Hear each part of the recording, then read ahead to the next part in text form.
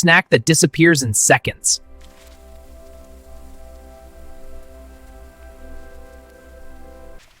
We start simple. Perfectly boiled potatoes make everything better.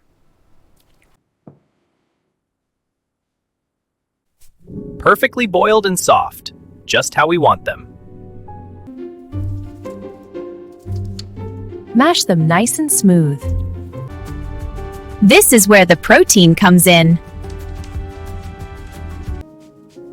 A little heat makes everything better. Just enough to wake up the flavors. Now we add some spice. Fresh herbs change everything. This is what makes it creamy. See how it blends right in? This filling right here, creamy, spicy, and full of flavor. Now we hide the surprise inside.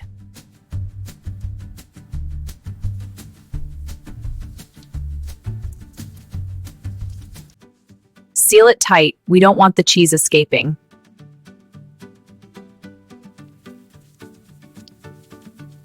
This first layer locks everything in.